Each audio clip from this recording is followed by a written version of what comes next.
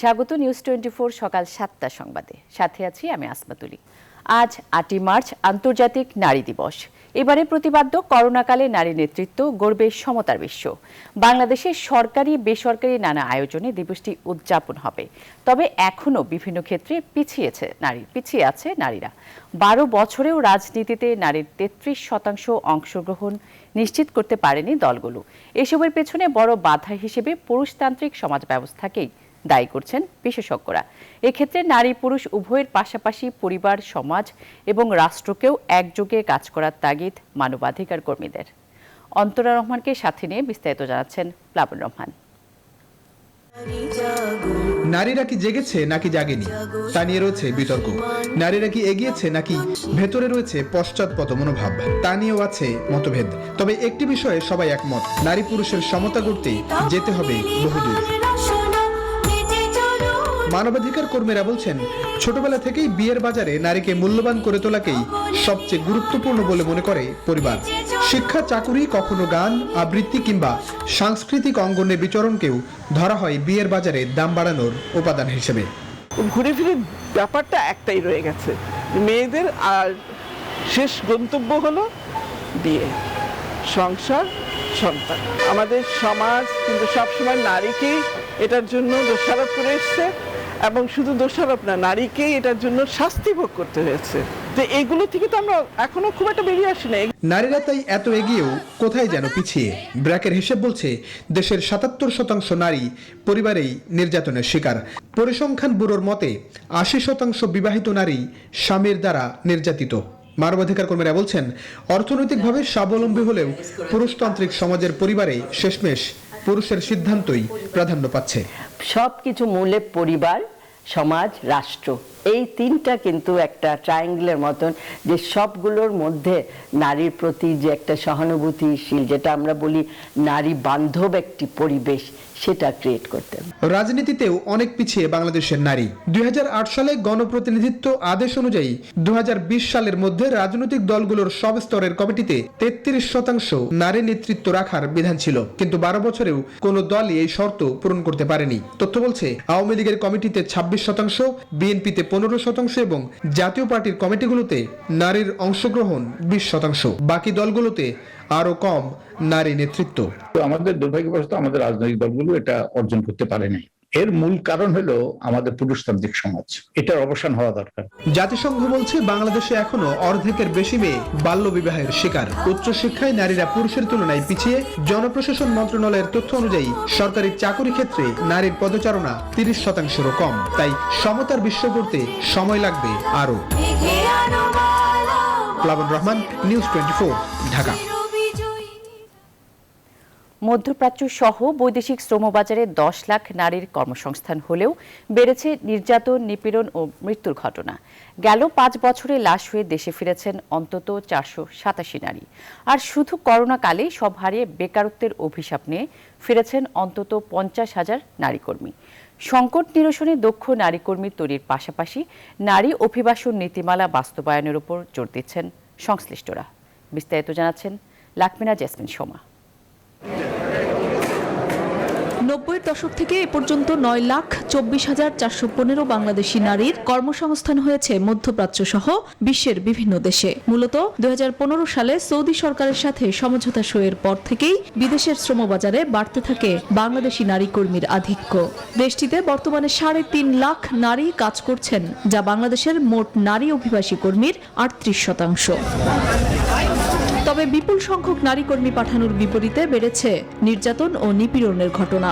বিমানবন্দরে প্রবাসী কল্যাণ ডেস্কের তথ্য বিশ্লেষণ করে দেখা যায়, গত ৫ বছরে ৪৮৭ জন নারীর মরদেহ দেশে ফিরেছে। তাদের মধ্যে আত্মহত্যা করেছেন অন্তত ৮৬ জন। টাকার সমস্যা, টাকার সমস্যা, ডলার নাই, আমরা অনেক কষ্টে আছি। এত যে কষ্ট এখন পরিস্থিতি, তা বলার মতন মানে যারা আছে তারাই বুঝে। আমি 11 সালে আইছি, আমার কাগজপত্র সব হারাই ফেলাইছি, এখন আমি কিভাবে যাওয়া যাবে। করোনাকালে লকডাউন থাকায় মধ্যপ্রাচ্যের দেশগুলোতে শারীরিক মানসিক নির্যাতনের সাথে যুক্ত হয়েছে অর্থনৈতিক কষ্ট। এই সময়ে কাজ হারিয়ে দেশে ফিরতে বাধ্য হয়েছেন অন্তত ৫০,০০০ নারী কর্মী। স্বরাষ্ট্র মন্ত্রণালয়ের তথ্য অনুযায়ী 2012 থেকে 20 মানব পাচারের যতগুলো মামলা হয়েছে তাতে অন্তত 1791 জন নারী মানব পাচারের শিকার। বিশেষজ্ঞদের মতে ফেরত আসাদের কর্মসংস্থানের পাশাপাশি নির্যাতন, সহিংসতা এবং পাচার বন্ধে নারী অভিবাসন নীতিমালা বাস্তবায়ন অপরিহার্য। মধ্যপ্রাচ্যের শহরগুলির বড় বড় সিটিতে আমাদের দূতাবাসের শাখা উইংস স্থাপন করতে হবে। এটা হচ্ছে একটা বিষয়। আরেকটা বিষয় হচ্ছে যে সরকারি নীতিমালা যথেষ্ট ভালো, কিন্তু সেই নীতিমালার বাস্তবায়নে আমরা অনেকটাই ফাঁকফোকর দেখতে পাই। যেসব রিক্রুটিং এজেন্ট নারী শ্রমিকদেরকে পাঠাচ্ছেন তারা ওই নারী শ্রমিকদের ওই দেশে অবস্থানের পূর্ণ মেয়াদের দায়িত্ব তাদের হাতে থাকবে। এই জন্য আমাদের মনিটরিং জোরদার করা হচ্ছে এই বাংলাদেশ থেকে পাঠানোর পর্যায়ে, এবং যিনি যাচ্ছেন তার অভিভাবককেও এই ক্ষেত্রে একটি হলফনামা দিতে হবে। সৌদি থেকে ফেরত আসা 110 নারীর সাথে কথা বলে 2019 সালে একটি প্রতিবেদন দেয় প্রবাসী কল্যাণ ও বৈদেশিক কর্মসংস্থান মন্ত্রণালয় সম্পর্কিত সংসদীয় স্থায়ী কমিটি, যেখানে বলা হয় 35% নারী শারীরিক ও যৌন নির্যাতনের শিকার আর 44% বেতন পাননি ঠিকমতো। লাকমিনা দিসমিন সোমা, নিউজ 24, ঢাকা। নারী 250 বছর ধরে অস্তিত্ব রক্ষায় এখনো সংগ্রামী। যারা পরিবার থেকে গড়েন সমাজ, মাঠ ঘাট কিংবা কলকারখানায় শোষিত নির্যাতিত এই নারী, তারা মুক্তির প্রতীক্ষায়। নীরবে নিভৃতে কাঁদে তাদের স্বপ্ন। মেহেদী হাসানের ছবিতে সংগ্রামী সেই নারীদের গল্প জানাচ্ছেন ফখরুল ইসলাম। রৌদ্রের খরতাপে পাথর শ্রমিক মরিয়মের এই সংগ্রাম শুধু নারীকে টিকিয়ে রাখতে নয়, সেই সাথে পরিবারকে রক্ষারও। কিন্তু তাতেও কি জোটে ন্যায্য মজুরি বা মর্যাদাটুকু? মানুষ খানালা কম না খুলে খাম কি, আমরা তো কিছু পাইনি। পুরুষেরা বুড়ো হলেও কাম পাবো, আমাদের তো আর বুড়ো হলে কেউ নিব না। এই যে বুড়ো হচ্ছে আমাকে কেউ নেয়, এই কষ্ট করে চলতেই আছে এখন। পুরুষের সঙ্গে কাঁধে কাঁধ মিলিয়ে নারী সমানতালে এই বিশ্বকে উন্নত করলেও আজও ন্যায্যতা আর নিরাপত্তা বঞ্চিত। এখনো ঘর, গৃহস্থালী কিংবা মাঠঘাট থেকে বাহিরে আসতে পারেনি এদেশের বেশিরভাগ নারী। কাজ করি, পরে দিন 400-500 করে দিন পরে। আমরা তো গরিবেই আছি, যা কর্ম করি খাই। যেখানে উন্নত ও আধুনিক সমাজ গঠনে রাষ্ট্র এগিয়ে যাচ্ছে, সেখানে এখনো প্রতিনিয়ত সহিংসতা ও নিরাপত্তাহীন পরিস্থিতির বিরুদ্ধে সংগ্রাম করে বেঁচে থাকতে হয় এই নারীদের। বছর ঘুরে নারীর অধিকার নিয়ে নানান কথা হয়, তবুও বঞ্চিতই থাকে সমাজ, স্বপ্নই থেকে যায় এইসব নারীদের। উত্তরাঞ্চলের দারিদ্র পীড়িত রংপুর সহ দেশের বিভিন্ন জেলায় এখনো পুরুষের পাশাপাশি সমানতালে কায়িক শ্রম দিয়ে যাচ্ছেন নারীরা। তারাও বঞ্চিত, আছে অধিকার নিয়ে অসন্তোষ। সবই একই কাজ, এক একজনের এক এক রকমের বেতন। পরিশ্রম করি, আমাকে ন্যায্য মজুরি দেয় না। পোশাক শিল্প থেকে ভারী শিল্প, সব ক্ষেত্রে নারীর শ্রম আছে, সেই সাথে আছে শোষণও, নেই শুধু মর্যাদা। তাই নারী মর্যাদাহীন আর বঞ্চিত হলে অমানবিক হবে সমাজ, পিছিয়ে যাবে রাষ্ট্র, এমন মত এই নারী অধিকার কর্মীর। যে শ্রমিক হিসাবে যে আমার স্বীকৃতি, আমি একজন নারী হিসাবে সেই স্বীকৃতিটাই আমার আইনে নাই। মানুষের মূল্যবোধের যে অবক্ষয় হয়েছে সেটা পরিবর্তন করা অতিরিক্ত গুরুত্বপূর্ণ। শ্রমজীবী নারী যদি উন্নয়ন হয়, তার অর্থনৈতিক চালিকা শক্তি হয়, তার নেতৃত্বে এগিয়ে আসে, সেটা তার সংসার, রাষ্ট্র, পরিবার, অর্থনৈতিক সব জায়গায় কাজে লাগবে। 1857 সালে নিউ ইয়র্কের নারী শ্রমিকদের অধিকার আদায়ের আন্দোলনের পর 1911 সাল থেকে প্রতি বছর 8 মার্চ পালিত হয়ে আসছে আন্তর্জাতিক নারী দিবস। স্বাধীনতার 50 বছরে এখনো হত্যা, ধর্ষণ আর নির্যাতনের মতো খড়গ নেমে আসছে নারীদের উপর। পুলিশের তথ্য মতে 5 বছরে সারা দেশের থানাগুলিতে 26,694টি ধর্ষণের মামলাই হয়েছে। রাষ্ট্রকে এগিয়ে নিতে নারীর ভূমিকা গুরুত্বপূর্ণ। তাই শিক্ষা ও কর্মক্ষেত্রে নারীকে সমান অধিকার আর নিরাপত্তা নিশ্চিত করতে পারলেই মিলবে নারীর প্রকৃত মুক্তি, গড়বে নতুন সমতার বিশ্ব।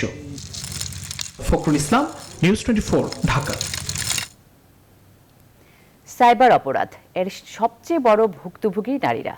বিভিন্ন গবেষণা প্রতিবেদন বলছে বয়স ভেদে এর শিকার 70 থেকে 80% পর্যন্ত। আইন শৃঙ্খলা রক্ষাকারী বাহিনী বলছে প্রযুক্তির উন্নয়নের সাথে পাল্লা দিয়ে বেড়ে চলছে নারীর প্রতি সহিংসতা।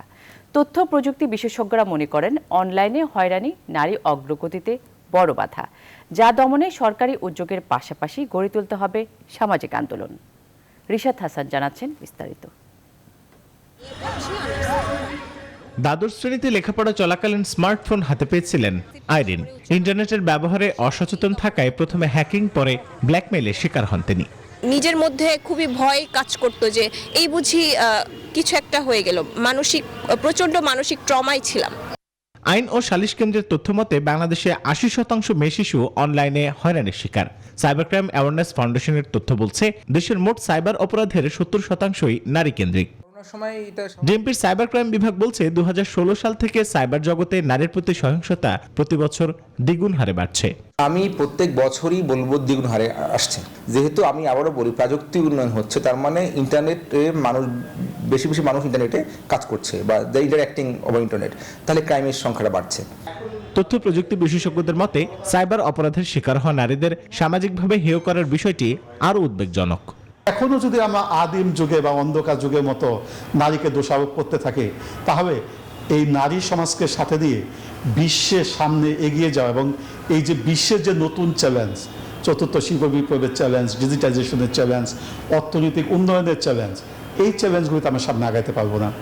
তবে এমন নারীদের সহায়তা দিতে গড়ে উঠেছে কিছু সামাজিক সংগঠন, যারা নারীদের এমন বাস্তবতায় মানসিক সহায়তার পাশাপাশি কাজ করে যাচ্ছেন সচেতনতা তৈরিতেও।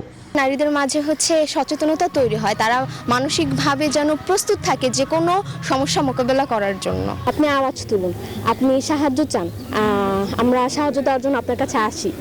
সো সেটা মানসিকভাবে হোক আর লিগালি হোক, আমরা মানসিকভাবে লিগালি দুই ওয়েতেই আমরা সাহায্য দিতে পারবো। বিশেষজ্ঞরা বলছেন বিশ্বের অর্ধেক মানব সম্পদ নারী, কাজেই সাইবার অপরাধ প্রতিরোধ করা গেলে নারীরাও উন্নয়নে রাখতে পারে বড় ভূমিকা। রিশাদ হাসান, নিউজ 24, ঢাকা। নারীদের উদ্যোক্তা হয়ে ওঠার গল্প সবাই শুনতে চায়, তবে রাষ্ট্র কতটুকু পারছে তাদেরকে পৃষ্ঠপোষকতা করতে?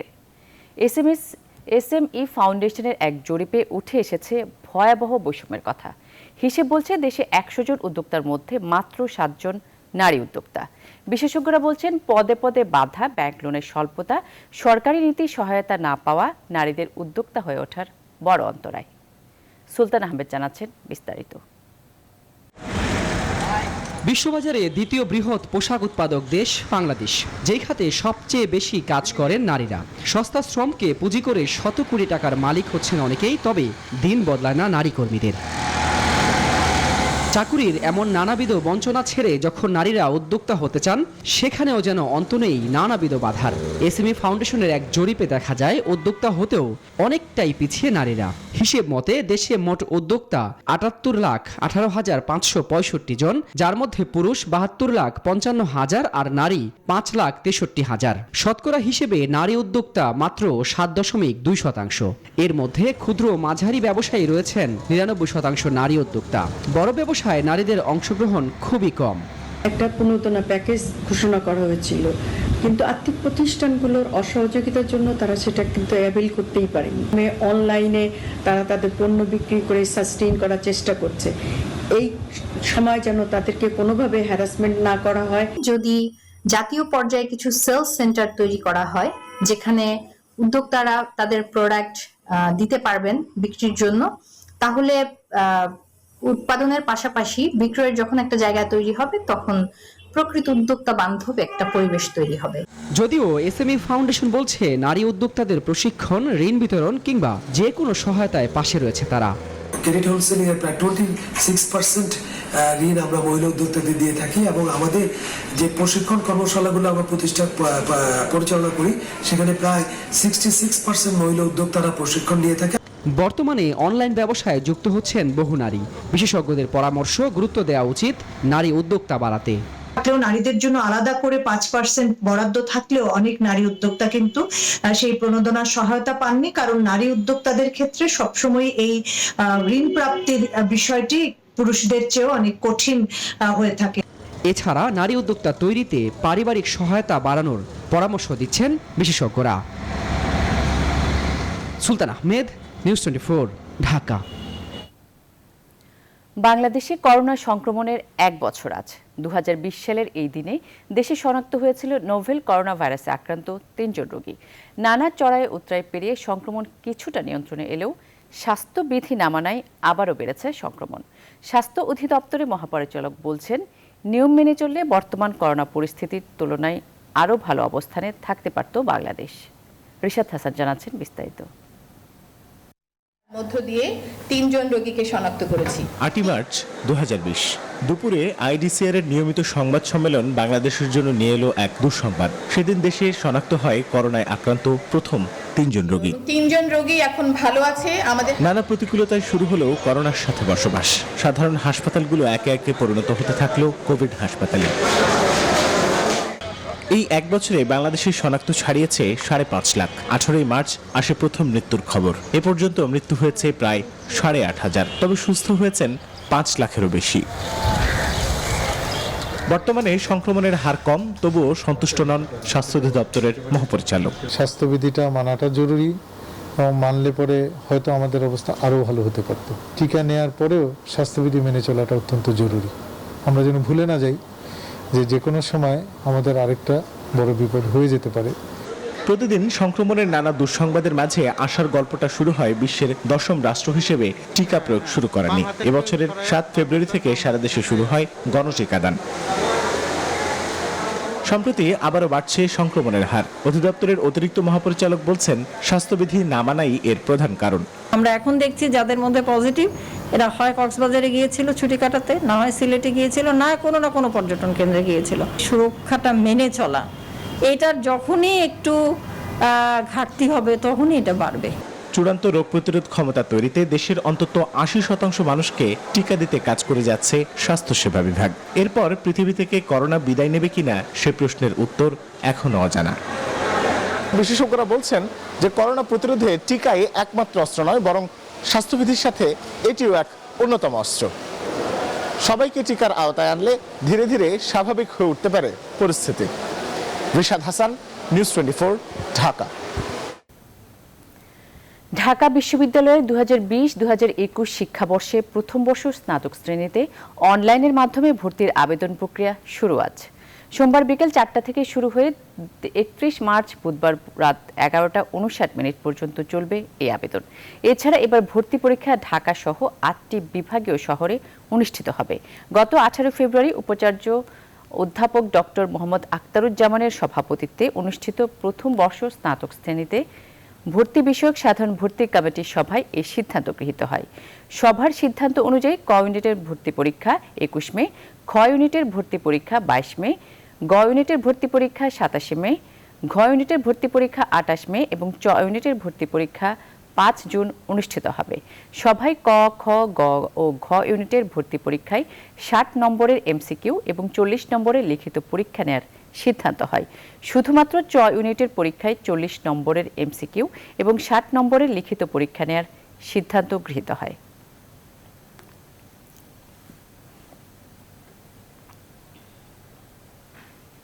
এবার অগ্নিঝরা মার্চ।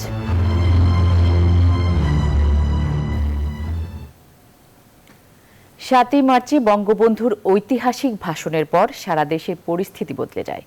ঢাকা সহ সারা দেশে চলতে থাকে অসহযোগ আন্দোলন। ইতিহাসে সেই দিনগুলির স্মৃতিচারণ করতে গিয়ে মুক্তিযোদ্ধা কাজী ফিরোজ রশিদ জানান, সেদিন বঙ্গবন্ধুর ভাষণ উজ্জীবিত করেছিল তাকে। নিজেকে প্রস্তুত করে হেমায়েত বাহিনীর সাথে ফরিদপুর ও বরিশাল অঞ্চলে একাধিক যুদ্ধে অংশ নেন তিনি। বিস্তারিত জানাচ্ছেন ফাতেমা কাউসার।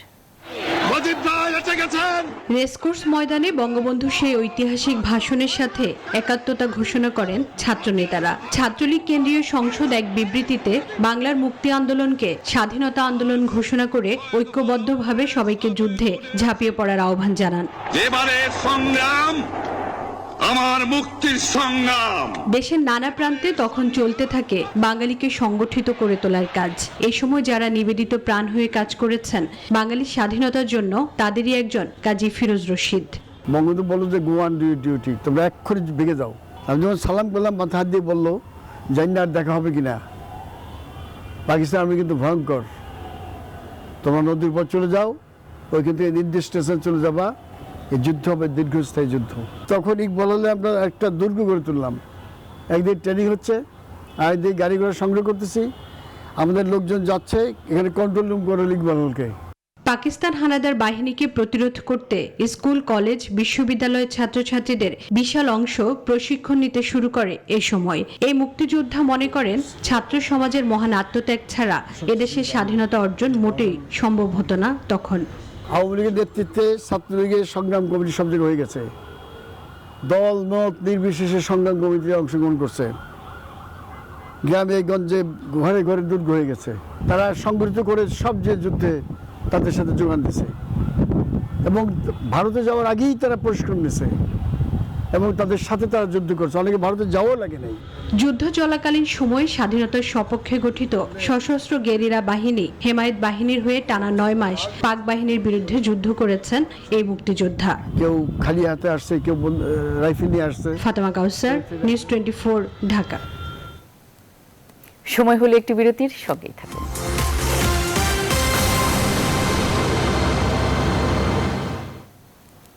আবারও স্বাগত, দেখছেন সকাল 7টা সংবাদ। মহান 7ই মার্চ উপলক্ষে রাজধানীতে আতশবাজি প্রদর্শন করল ঢাকার 2 সিটি কর্পোরেশন। দক্ষিণ সিটি বুড়িগঙ্গা নদীর তীরে আহসান মঞ্জিলে আর উত্তর সিটি গুলশান ইয়ুথ পার্কে এই আতশবাজি প্রদর্শন করে। অনুষ্ঠানে বক্তারা মুক্তিযুদ্ধের ইতিহাস বিকৃতির দায়ে বিএনপিকে ক্ষমা চাওয়ার আহ্বান জানান। তৌফিক মাহমুদ মুন্নার প্রতিবেদন।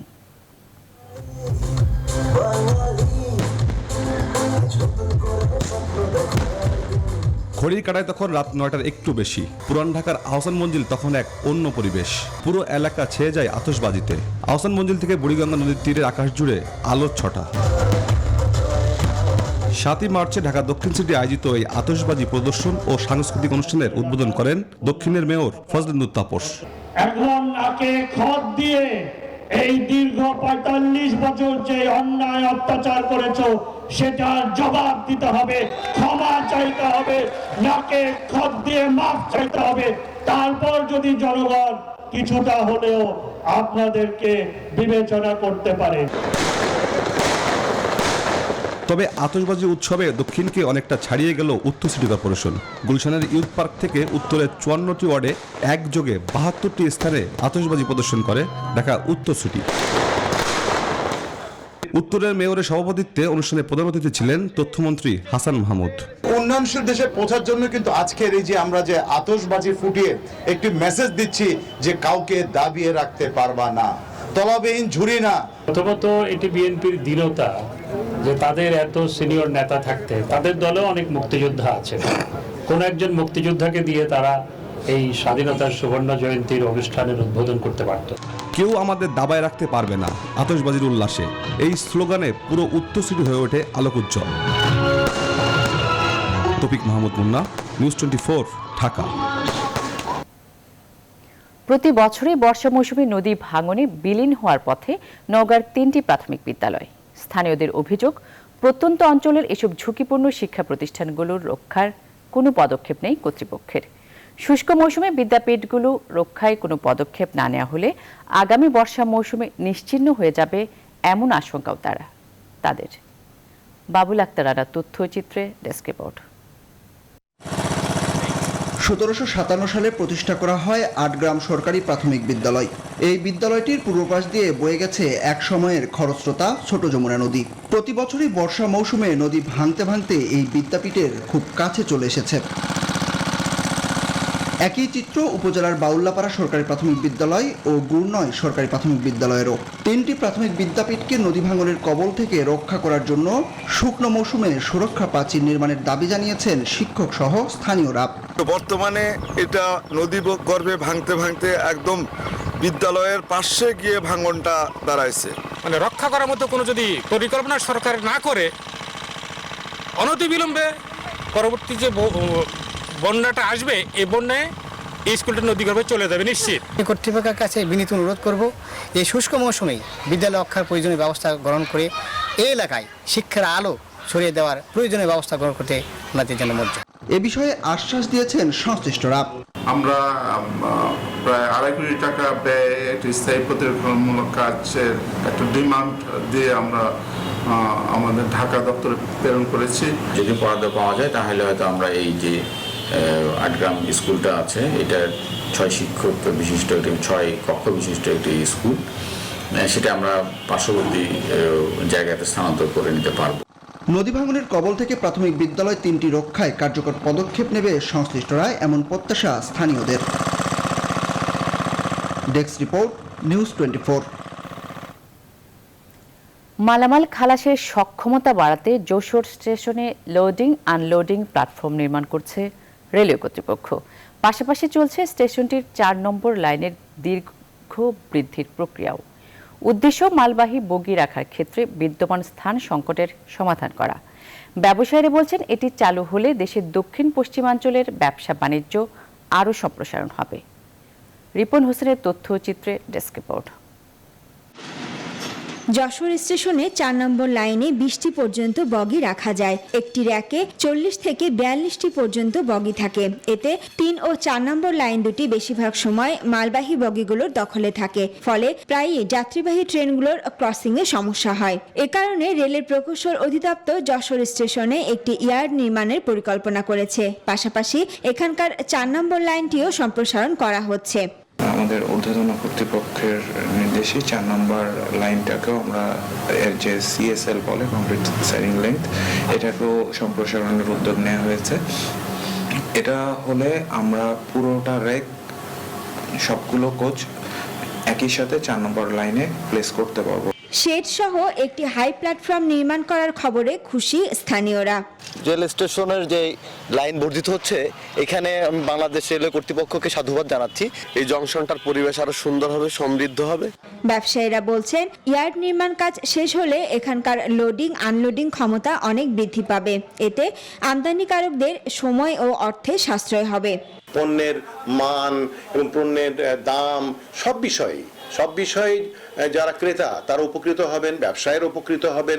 ইন্ডিয়া থেকে যে মালামাল আমরা ব্যবসায়ী আমদানি করতে যে ব্যবসায়ী করি, তাতে আমাদের অনেক সুবিধা। এই কাজ দ্রুত শেষ করার দাবি রেল উন্নয়ন সংগ্রাম কমিটির নেতাদের। রেল স্টেশন সহ রেলের যে উন্নয়ন, সেই উন্নয়নটা ঘটানো খুব জরুরি, সেটা আমরা মনে করি। আমরা সরকারকে সাধুবাদ জানাই এই কাজটির জন্য, এবং তারা যাতে দ্রুত এই কাজটি সম্পন্ন করে। বর্তমানে ভারত থেকে প্রচুর সংখ্যক মালবাহী ওয়াগন এই স্টেশনটিতে আসছে, তবে মালামাল ওঠা নামানোর সক্ষমতা কম থাকায় সমস্যার সৃষ্টি হয়। এটি নির্মাণ হলে সেই সমস্যার সমাধান হবে বলে দাবি যশোর রেলওয়ে কর্তৃপক্ষের। Desk report, news 24। সূর্যমুখী ফুলের চাষ ছড়িয়ে পড়েছে নেত্রকোনায়ও। জেলার বারহাট্টায় এক কৃষক এখন ভালো লাভের আশায় আছেন এই তেলবীজ চাষ করে। তার দেখা দেখি অনেকে আগ্রহী হচ্ছেন এ ব্যাপারে, ভিড় করছেন দর্শনার্থীরাও। সোহান আহমেদ কাকরের তথ্য ছবিতে ডেস্ক রিপোর্ট।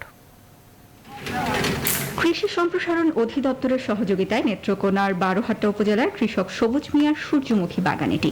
সিংহা ইউনিয়নের ভাটিপাড়া গ্রামে 10 একর জায়গায় এই তৈলবীজের চাষ করেছেন সবুজ মিয়া। কয়েক মাসে তার বাগানে শত শত ফুল এসেছে। ফুল থেকে যে 20টা হয়, 20টা থেকে আমরা তেল হয়, তেলটা হারা বলছে 2 থেকে 250 টাকা কেজি।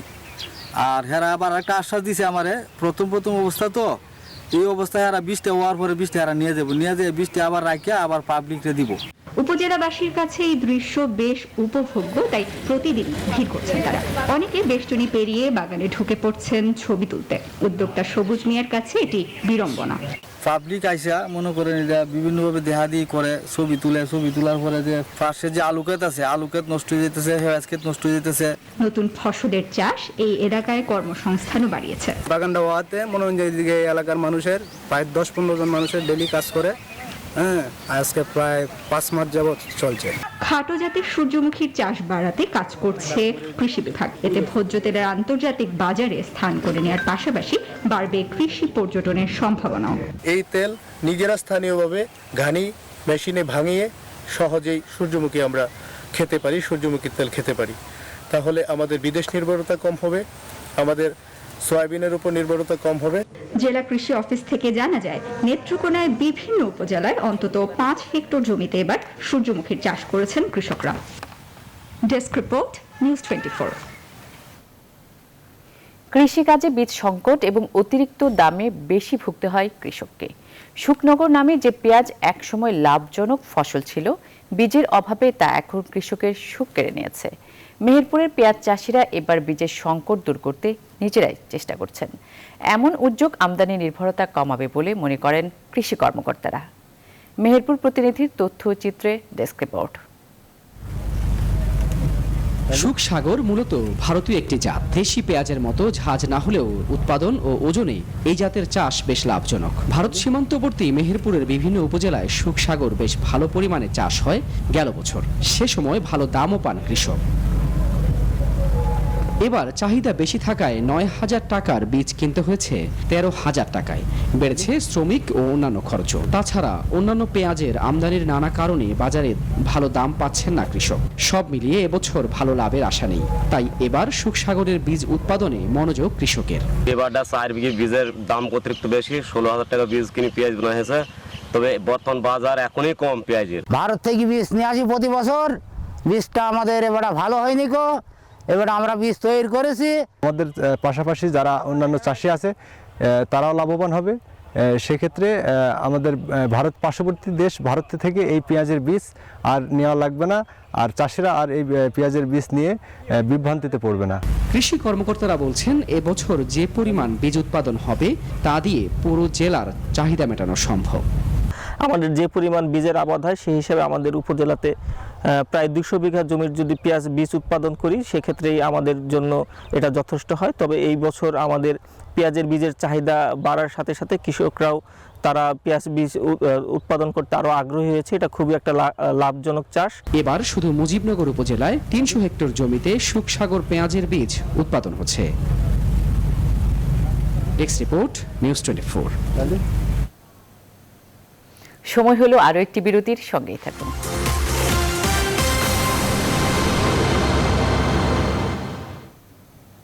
আবারও স্বাগত, দেখছেন নিউজ 24 সকাল 7টা সংবাদ। এবার ফার্স্ট সিকিউরিটি ইসলামী ব্যাংক অর্থ বাণিজ্যের সংবাদ। বাংলাদেশের বেশ কয়েকটি সেক্টরে নতুন করে বিনিয়োগে আগ্রহী ভারত।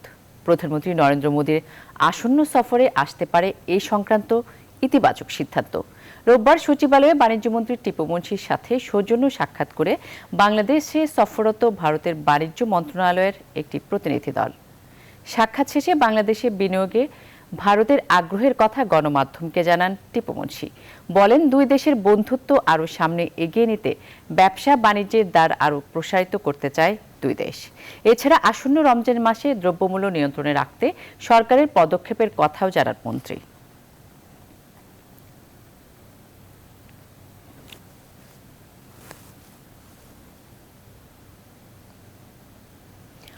মধ্য আফ্রিকার দেশ ইকুয়েটোরিয়াল গিনির বন্দরনগরী বাটার একটি সামরিক ঘাঁটিতে ধারাবাহিক বিস্ফোরণ ঘটেছে। এ ঘটনায় 20 জন নিহত ও অন্তত 420 জন আহত হয়েছেন। স্থানীয় সময় রোববার সন্ধ্যায় শহরের এই সামরিক ঘাঁটি এলাকায় পরপর 4 বার বিস্ফোরণ ঘটে। বিস্ফোরণের সময় গোটা এলাকায় ধোঁয়া আচ্ছন্ন হয়ে পড়ে। হতাহতের সংখ্যা আরও বাড়তে পারে বলে ধারণা করা হচ্ছে, তবে বিস্ফোরণের কারণ এবং কারা দায়ী তা জানা যায়নি। দুর্ঘটনার পর দেশটির প্রেসিডেন্ট হতাহত পরিবারের প্রতি সমবেদনা জানান। দেশটিতে দায়িত্বরত ফ্রান্সের রাষ্ট্রদূত এই ঘটনাকে বড় বিপর্যয় আখ্যায়িত করে সমবেদনা জানিয়েছেন।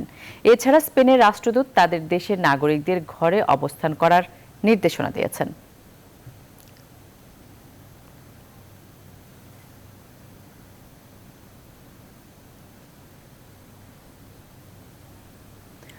ভোটের মুখে মোদি মমতার কর্মসূচি ঘিরে উত্তপ্ত পশ্চিমবঙ্গ রাজনীতি।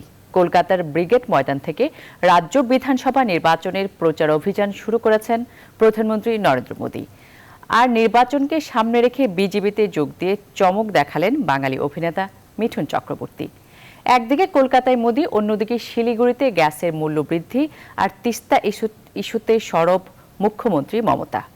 কলকাতার প্রতিনিধি ভাস্কর সর্দারের তথ্যে শাকিল আবেদিনের চিত্রে ডেস্ক রিপোর্ট। কলকাতার ঐতিহাসিক ব্রিগেড ময়দানে বিজেপির সমাবেশকে ঘিরে ছিল কানায় কানায় পরিপূর্ণ। এই নির্বাচন সামনে রেখে মিঠুনকে দলে ভিড়িয়ে চমক দেখালো বিজেপি। প্রধানমন্ত্রী আসার আগেই বিজেপিতে যোগদান করেন অভিনেতা মিঠুন চক্রবর্তী। আর ব্রিগেডের ময়দানে বিজেপির দলীয় পতাকা হাতে তুলে নেন তিনি। আমি জল ঢোড়াও নই, বেলে বোড়াও নই, আমি জাত গোখরো, এক বলে ছবি। দাদার প্রতি ভরসা রাখবেন। এরপর ব্রিগেডের মঞ্চে প্রধানমন্ত্রী নরেন্দ্র মোদী বক্তব্য রাখেন আর মমতা বঙ্গবাসীর বিশ্বাস ভঙ্গ করেছে বলে অভিযোগ করেন। বাংলার সত্যিকার পরিবর্তন আনার ইঙ্গিত দেন তিনি। এরপর একের পর এক কথা দিয়ে মমতাকে কটাক্ষ করতে থাকেন মোদী। পরিবর্তনের কথা বলেছেন মমতা বন্দ্যোপাধ্যায়। আদৌ কি গরিবের অবস্থায় কোনো পরিবর্তন এসেছে? আজ বাংলায় মা, মাটি, মানুষের কি অবস্থা তা আপনারা জানেন। বহুদিন ধরেই দিদিকে চিনি। বামপন্থীদের বিরুদ্ধে লড়া দিদি এমন ছিলেন না। আজ তার রিমোট কন্ট্রোল অন্যের হাতে। অন্যদিকে শিলিগুড়িতে প্রায় 3.5 কিলোমিটার পদযাত্রায় মমতা বন্দ্যোপাধ্যায়। সেখানেও মানুষের সমাগম ছিল চোখে পড়ার মতো। অভিনেত্রী মিম নুসরাতকে পাশে নিয়ে পদযাত্রা করেন মুখ্যমন্ত্রী। পেট্রোপণ্য ও রান্নার গ্যাসের মূল্য বৃদ্ধির প্রতিবাদে শিলিগুড়িতে পদযাত্রার পর রাজনৈতিক সমাবেশ করেন তিনি। জনসভায় বক্তব্য দিতে দিতে হঠাৎ তিস্তা প্রসঙ্গ তোলেন। তিস্তা উত্তরবঙ্গ এবং বাংলার হিস্সা বলে দাবি করেন তৃণমূল নেত্রী। মাসুদ রানা, নিউজ 24। নিচ্ছি আরও একটি বিরতি, সঙ্গেই থাকুন।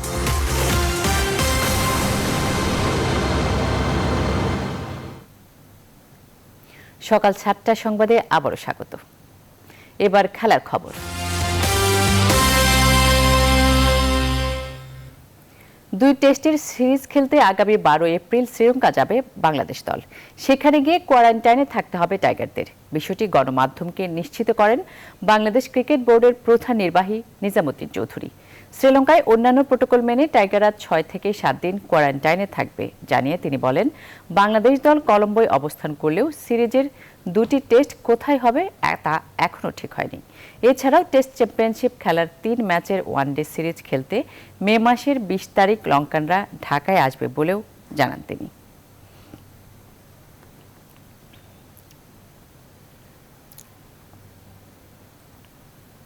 এদিকে ফিফা 2022 বিশ্বকাপ ও 2023 এএফসি কাপ বাছাই পর্বের দ্বিতীয় লেগের ম্যাচ খেলতে বাংলাদেশ আসছে না আফগানিস্তান ফুটবল দল। শনিবার রাতে লিখিতভাবে খেলতে না আসার বিষয়টি বাফুফেকে অবহিত করেছে আফগানিস্তান ফুটবল ফেডারেশন। এর আগে এএফসির নির্দেশনা অনুযায়ী চিঠির মাধ্যমে এ বিষয়ে আলোচনা চলছিল দুই ফেডারেশনের মধ্যে। এর প্রেক্ষিতে সোমবার বিকেল 3টায় মতিঝিলের বাফুফে ভবনে ন্যাশনাল টিমস কমিটির সভা ডাকা হয়েছে। সভার পরই ম্যাচটি নিয়ে গণমাধ্যমকে বিস্তারিত জানানো হবে। তবে জুনে নিরপেক্ষ ভেন্যুতে লড়বে দুই দল।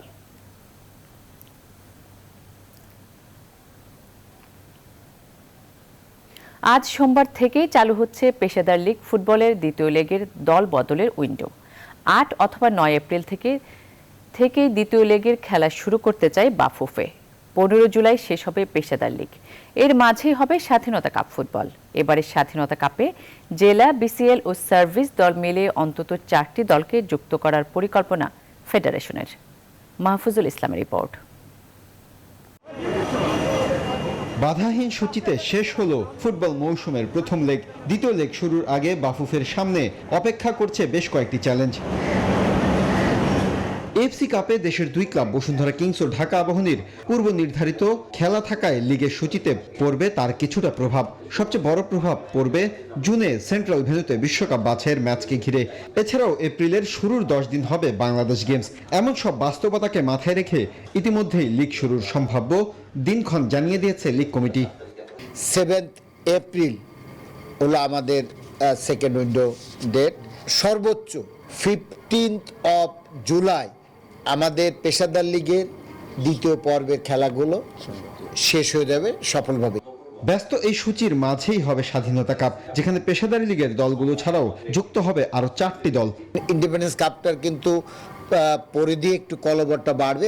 আমরা যে কোয়ালিফাই রাউন্ড থেকে আমরা ডিএফএ, ডিস্ট্রিক্ট ডিভিশন ছাড়াও আমরা আমাদের যে বাহিনী, আমাদের যে ফোর্স টিমগুলো আছে, বাহিনীর টিমগুলো, তাদেরকে অংশগ্রহণের মাধ্যমে আমরা একটা প্রিলিমিনারি রাউন্ড খেলে তারপরে আমাদের পেশাদার লিগের টিম সহ দিয়ে আমরা আমাদের ইন্ডিপেন্ডেন্স কাপটি করব।